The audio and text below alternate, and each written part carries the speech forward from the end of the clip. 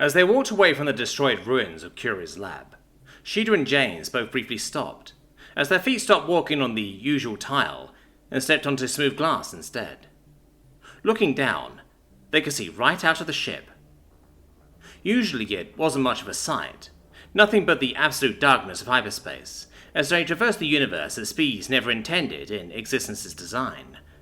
However, every now and then, when the vessel slowed down and existed in space as it was meant to, this window would allow its inhabitants to take a glance at the vastness of infinity that surrounded them at all times, and left them to marvel as said infinity gently stared back at them, much to the horror of the great majority of species.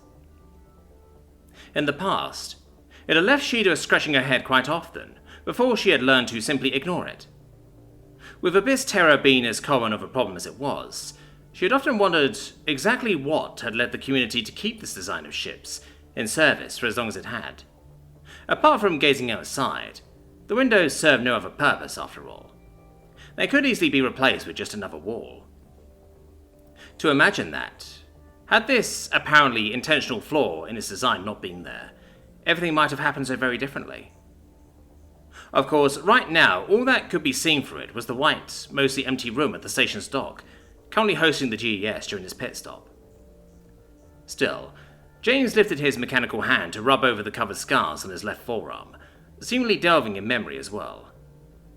Come to think of it, I don't think I have ever been to the bridge of the GES before, he mused a bit later, as they closed in on the tip of the ship which housed all the terminals used to control its flight.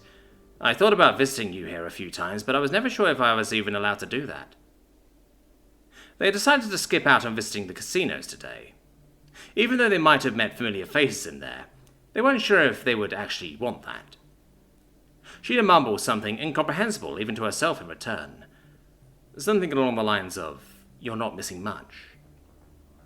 By now, some of their human companions had given up on all subtlety, and were full on leaping through the air as they traversed the extremely low gravity of the vessel. And admittedly, Sheeta also began to feel that the constant restraint on her muscles, as she moved, was beginning to ache her. Had it been like this back then as well?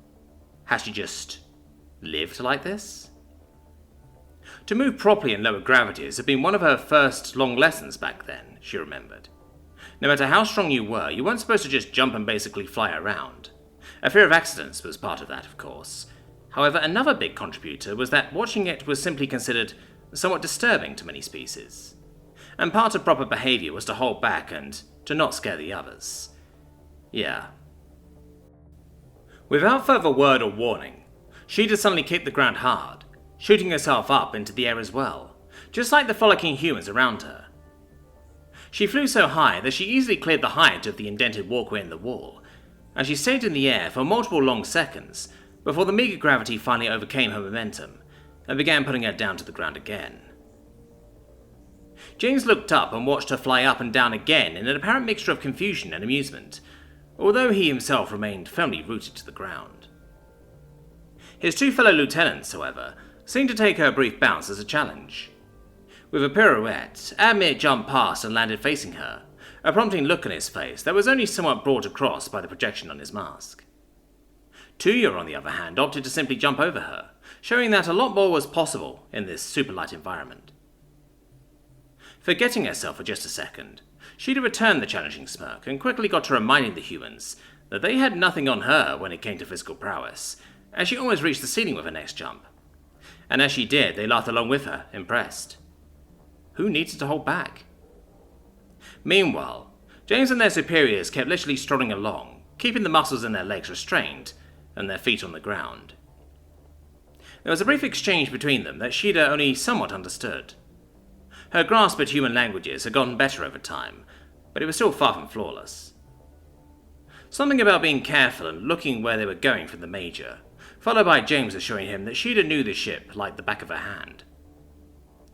With their speed increasing quite a bit after metaphorically throwing off the shackles of their own good manners, the first half of the group reached the bridge in no time at all, coming to a stop in front of the many gates that led into the enormous round room. "There's no ceiling in there," Sheeta warned jokingly, still pulled along by the endorphins that had flooded her brain as she jumped around like a child on a trampoline. "So be careful you don't jump too high." And before she had even really thought about where she was or what she was doing, she had opened the door, walking in quickly. Although they had all rushed in together, the humans flew right by Sheeta, bouncing forward and turning in the air, as they took in this new place and sight with the typical excitement and curiosity, which of course pulled the attention of large parts of the skeleton crew still manning the ship during the stop onto them. Not wanting to cause more of a fuss than they already had, the humans left it at the one jump and settled down after landing. Sheeta, on the other hand, had not even taken the first leap. She had wanted to. Or had she wanted to? But the moment that door opened, and she found herself in the dark room that was only lit by the dim lights of screens that softly glowed all around and above her, the steps had inadvertently begun to slow, her enthusiastic rush gradually turning first into a slower trot, and then into an even walk, before she finally came to a complete standstill. Her eyes glimmered as she looked around herself, following the ways to her sides as they slowly curved up the wall, before coming back around above her, where small figures stood and looked back down at her confusedly, as they tried to understand who had barged in on their work like that. And there was the captain's seat. It was empty. She only now realized that without the permission of the officer who held the watch, entering the bridge as someone who wasn't authorized personnel was a great breach in etiquette and could be seen as a not insubstantial insult. It was likely that someone would come to remove them, not just from the bridge, but from the board of the ship as a whole, and they would have every right to do so. She just hadn't quite thought about the fact that she wasn't authorized to be on this bridge anymore. She glanced around. Was someone already coming? Or was everyone still too confused about their entrance to act quite yet? Many familiar faces looked back at her, many of whom she had known for their entire career on board. Her seniority wasn't to be underestimated. In her years here, she had seen people come, she had seen people go, she had seen many people every day. As she turned to take in the sight, her ears twitched slightly as they made out a noise right behind her. Barely audible, but definitely there, as skittering was coming closer to her. She shot around, and her eyes fell onto a metallic sheen reflecting many of the room's lights from a dark surface. Immediately, she was reminded just how difficult it could be to try and spot this dark from in the glum bridge. She had often found it irritating, but now she didn't know how to feel, as her gaze met with the green compound eyes of Division Officer Nazam. Her former supervisor was slowly coming closer to her. The tall, spindly and very flexible limbs she used for manipulation and locomotion indiscriminately moved gently around her segmented body that was covered in the shiny, violet exoskeleton. Immediately reading Sheeta's expression of unsureness, Nazam stopped in place. Lifting her two legs that were left and right of the one closest to Sheeta respectfully, she formed an O shape around her eye that was looking in Sheeta's direction in her form of a salute. Sheeta hesitated for a moment. She still had to unlearn so many things from her past. She still had to come to terms with so many things that had happened, and had to figure out what so many people from her past really thought of and meant to her. So she wasn't sure which instincts of hers she could trust. However, she also thought back to the last time she had seen Nazam, their final encounter aboard the GCS. And though hesitantly, Sheeta straightened up and brought her arms behind her back, standing simultaneously in a salute and at attention. "At ease," Nazam signed almost immediately, using one of her already lifted arms. She waited for Sheeta to let her shoulders sink again, seemingly making sure that her protege was relaxed before she continued. "Hello, Sheeta." "Hello, ma'am," Sheeta replied audibly, as she had always done.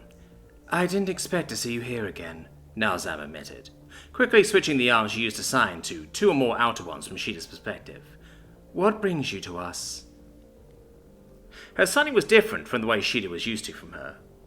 Usually she had always moved and spoken at the same time, changing which legs she walked and which she talked with constantly, without much regard of whether she was still understandable or not. Sometimes she had also changed them just because, even while standing still.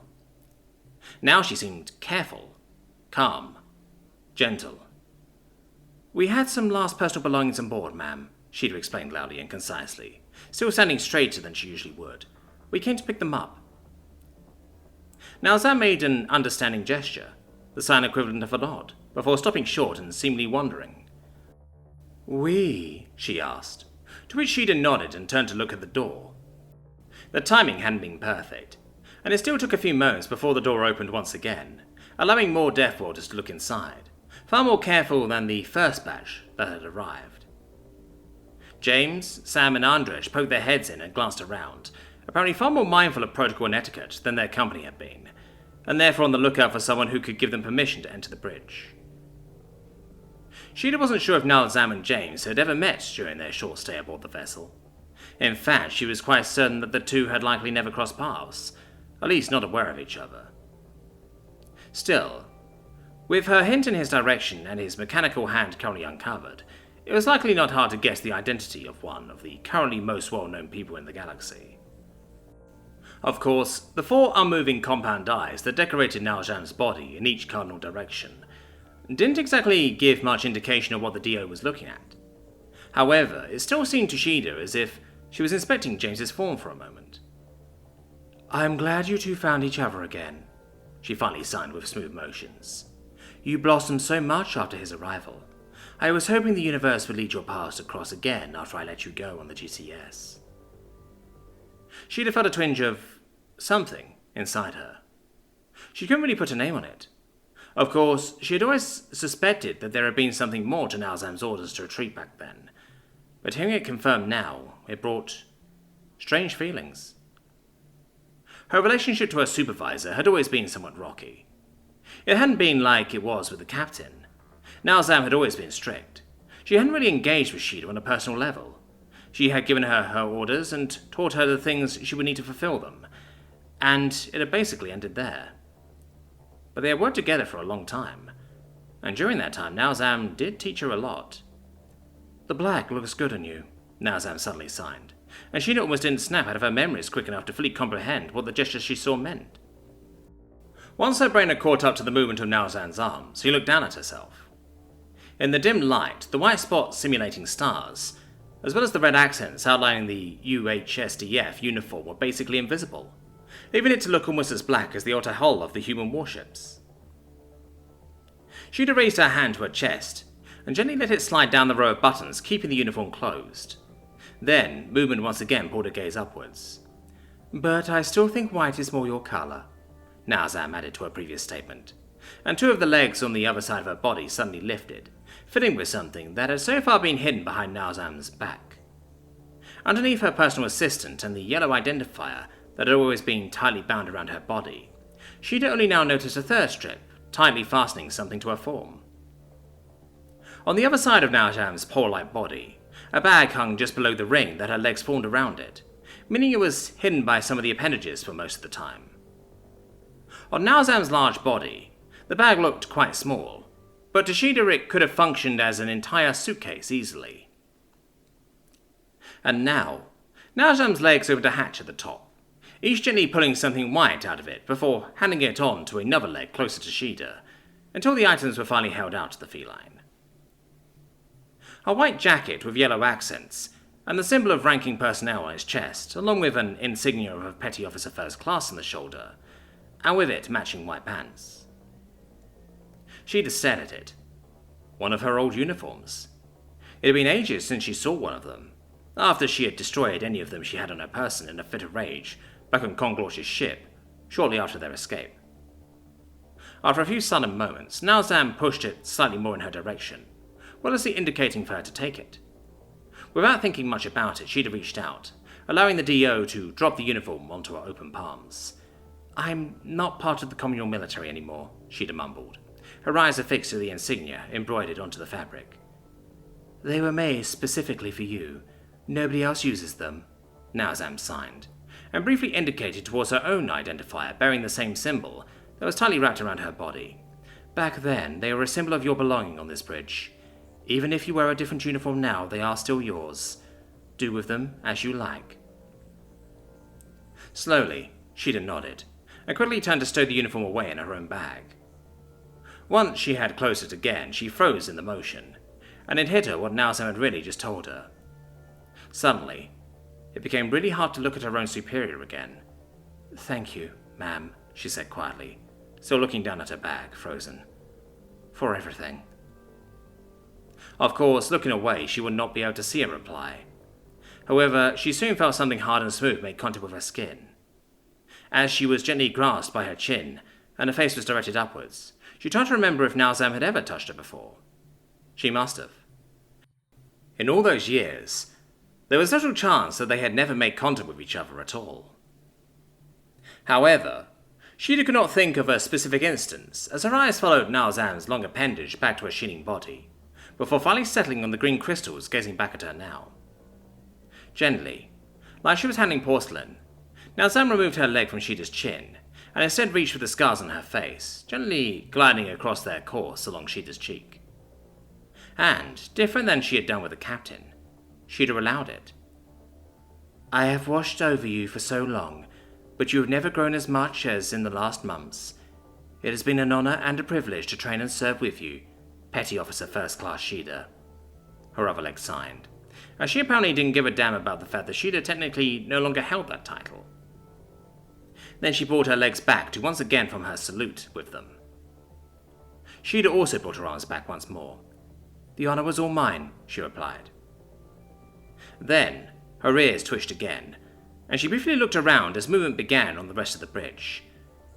"I guess we should better go before someone tries to make us," she said with a mild smile, and looked back at the humans. "Allow me to show you out," Nazam replied, and began scuttling towards the exit. Sheeta followed dutifully, and as the two of them closed in on the door, another group of crew members approached them from the other side. Sheeta's eyes twinkled slightly as they fell onto the overgrown crustacean and the enormous wall of flesh, threatening to cut them off from their way. "Rujak, how awful to see you. Got stuck with the closing shift again, huh?" Sheeta said, as her former colleague came within a reasonable earshot. Then she narrowed her eyes, as she noticed something on his identifier. "Oh my, and congratulations to the promotion, Chief." The now Chief Petty Officer Rujak clacked his mouthparts, unimpressed, while his shears semi-threateningly snapped at the air. "Someone had to pick up the slack after you and the Raptor left without any notice. Good riddance if you ask me," he proclaimed, self-importantly at first, his canon's legs stomping the ground heavily. Then, he pushed himself up above the floor the slightest bit further, clearly elevated to new bodily heights by the low gravity, and he announced, "And speaking of good riddance, the bridge is a restricted area. You have no business being here. You should better leave before we'll have to use force to make you."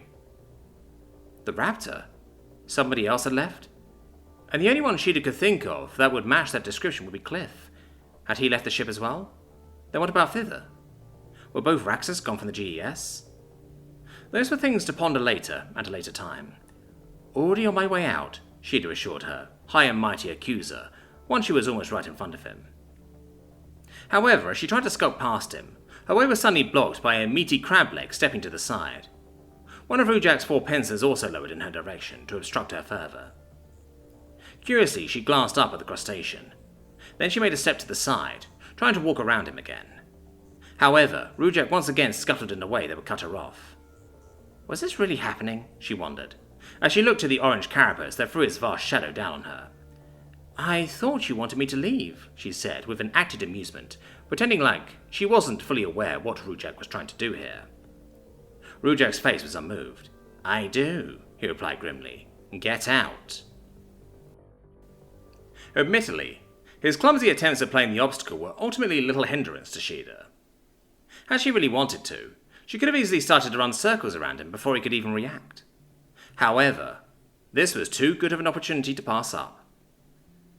Apparently, Nazam thought the same, because she gave no indication of wanting to order Rujak to stop his theatre. Still, Sheeta's act started to crack a bit, as her pretended amusement slowly swept over into a real, if much more sinister one. Deciding that the way she wanted to leave was straight ahead, and not dancing around some crab, she stepped forwards, coming closer and closer to Rujak's hard yet oh so brittle exoskeleton. "Oh, please," she cooed, and lifted her hand to flatly press it against one of the massive legs in her way. "Do me this favor. Give me a reason." She didn't know what he expected to happen here. He couldn't be under the illusion that he actually stood a chance should it come to blows. Maybe he was just trying to get her to do something stupid. But she wouldn't. No, she was patient. She'd been patient for years. Patiently endured all the insults and mockery directed at her on a near daily basis by him and so many others. She could wait. Wait for him to make the mistake of putting his grabby little claws on her first, and thus give her every legitimate reason to defend herself. Because, no matter what he thought, they were not in the dark. They were being watched. Human eyes saw all, not just biological, but mechanical ones as well. As soon as they were on the move, their cameras were watching. They made sure of that almost religiously. Not a second went unrecorded, not a deed unobserved. The tension in Rujek seemed to rise, and the second claw on Cheetah's side of his white body also began to lower. However, before things could escalate like the both of them so clearly wanted, Rujek moved out of the way. Or more precisely, he was moved. Philip may not have been a Deathworlder, but he belonged to one of the biggest species the galaxy had to offer, and the pachyderm needed the according muscles to move all that weight he carried around. Osmer, on the other hand, were just run-of-the-mill crustaceans. Big, yes, but not strong. "I'm going to have to ask you to leave the bridge now, Sheeda," Chief Petty Officer Philip announced, stepping slightly forward while pushing Rujek near Eversley aside. The crustacean struggled against the meaty hand shoving him away, but it was in vain. And although his large pincers may have done some damage even to the thick skin of the himfloth, he wouldn't dare try to use them against someone that still outranked him through seniority. "And please, don't dawdle on your way out. Success to you, Sheeda." Sheeda felt slightly attacked by her wind being taken out of her sails like that. However, it seemed that the himfloth respected her. After all, back in the day, the courteous goodbye of the community had almost never been wasted on her by the rest of the crew. And even though she now had good reason to avoid the use of it herself, Philip didn't know that, and she felt compelled to return it in kind. "Farewell, Philip," she said, with a quick salute and a bow of her head, "and best of luck for your future." Philip straightened out his hunched body, so that he stood at his full height as Sheeda walked past him, and joined back up with the humans, who seemingly watched the scene with increasing worry and or intrigue, strongly depending on what face she looked at in particular. Interested glances were now also thrown at D.O. Nazam, who still accompanied Sheeda. "I think I remember you," James mumbled, although the projection of his face looked like he was still trying very hard to figure out if that statement was accurate or not. "We encountered each other once or twice in the casino, whenever you visited the Herbivore facility," Nazam confirmed for him in quick signs. "But we have never properly interacted, James Hillwyn. I am Division Officer Nazam." James nodded briefly. "I figured as much. Not many others Sheeda's description of you would fit," he said thoughtfully, revealing shamelessly that Sheeda had gossiped about her superior in the past, and technically that's First Lieutenant James Hillwyn. Apparently, despite not caring in the slightest about his own rank usually, he couldn't quite help but flash it around whenever he did outrank somebody that seemed to put more stock into it. "Impressive for a researcher," Nazam replied courteously, and made her species equivalent of a curtsy by briefly bending most of her legs. "I take it you have taken Sheeda under your wing in the meantime?" She gestured towards Sheeda's human uniform, the very same the soldiers in front of them were wearing. But James just scoffed. "Nah," he said with a wide shake of his head. "She reports to Admiral Krieger. I just cart her around with me." Nazam paused for a moment. "Admiral?" she asked. And Sheeda couldn't help but feel that her attention was turning onto her, even though Nazam was obviously looking at all of them simultaneously at all times. "She is James's mother," Sheeda explained nonchalantly. "After James was voluntold, she offered me a position as well. I'm just a provisionary for now, but once the formalities are handled, she has promised me at least the rank of an ensign, and even much higher after some training and studying." "Ensign Sheeda," Nazam signed thoughtfully, "reporting directly to an admiral herself. It seems I truly have nothing left to teach you." Sheeda rubbed her arm as her ears started to hang down. "Well, without your training it wouldn't have been possible," she admitted, realizing the fact basically as she said it aloud. Nazam had always stayed out of her personal affairs. She had made sure that Sheeda got her orders and fulfilled her training, and she had always been strict about it. One task after another she had taught her, many of them far outside of the duties of her rank. For more than 5 dunamis years she had served, 3 of them under Nazam's supervision, and an admiral herself had said it. Her resume had become quite impressive over that time. An admiral of an enormous fleet of Deathworlders, no less. "Thank you again, ma'am," she said sincerely, looking up at the ring of eyes around her former supervisor's body. "I was only fulfilling my duty," Nazam replied and cursed again. "From now on, it is up to you to take good care of yourself." Her body slightly turned, and it seemed like she was glaring over at James for a second, almost as if to say, "You better take good care of her as well," although those words never escaped her limbs. "Farewell, Sheeda," she said instead, having apparently picked up on Sheeda's earlier way of saying goodbye, and using it instead of just going with emotions, and using the community's motto as always. But Sheeda shook her head. "No," she said, with all the conviction of a storm tearing across the land. This wasn't farewell.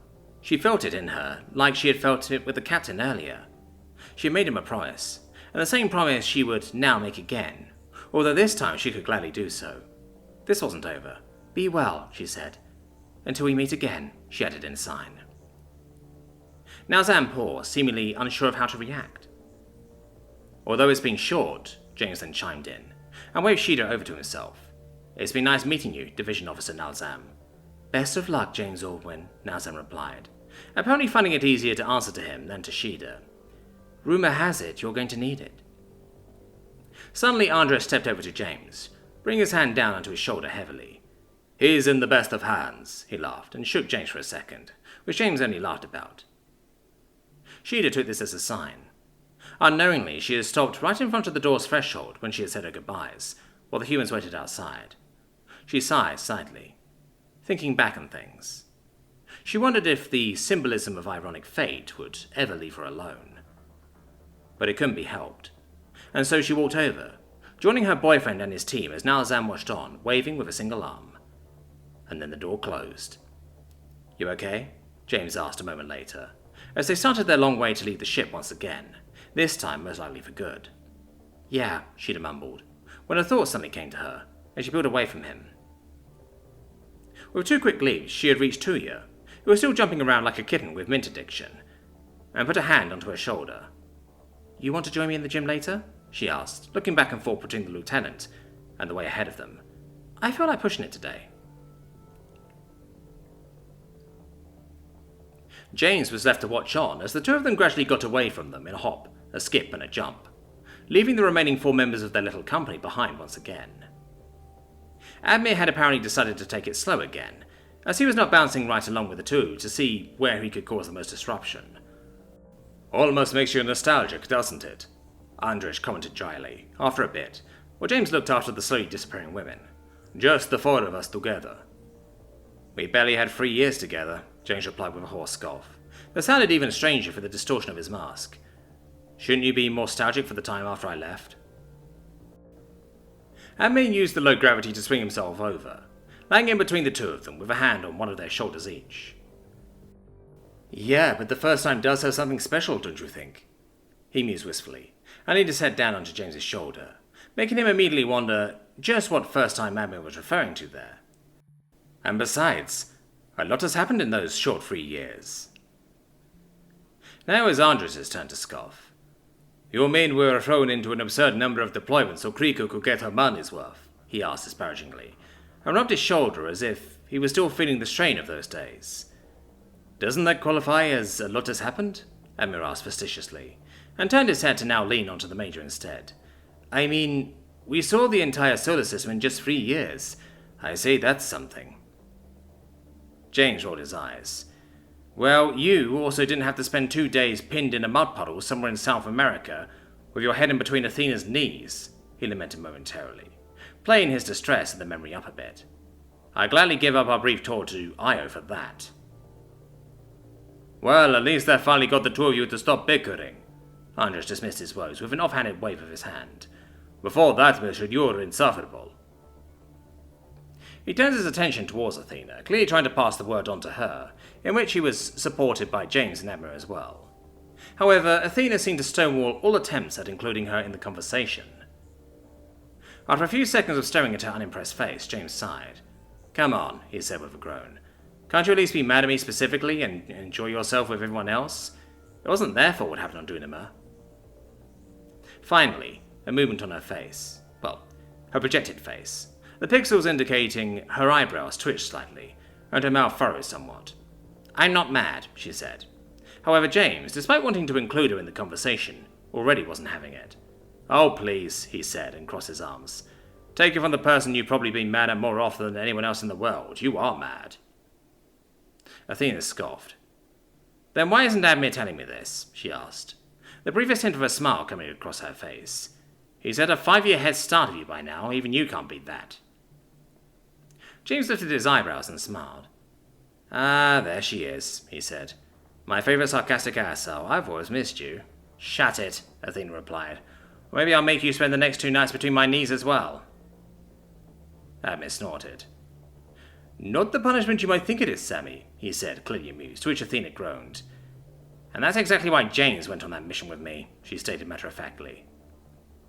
Admir was clearly up for the challenge. Right, clearly his mind is pure, he said mockingly. Of course, knowing full well of the purity of James's mind himself. That's why he even put a ring on your finger. Yeah, Athena replied, and lifted her finger to show off the black piece of jewellery. A ring that is the exact opposite of horny. James chuckled, remembering the day he gave Athena the damn thing. In a way, it had indeed been a sort of proposal, just not really the marriage kind. Next to him, he could hear Andras groan quietly. Already regret delving in memories, boss? James asked him, and poked into the Major's side with his elbow. Andras cleared his throat. Well, we'll have a lot of time to reminisce, he said, with a disillusioned shake of his head. We've got a long way home ahead of us.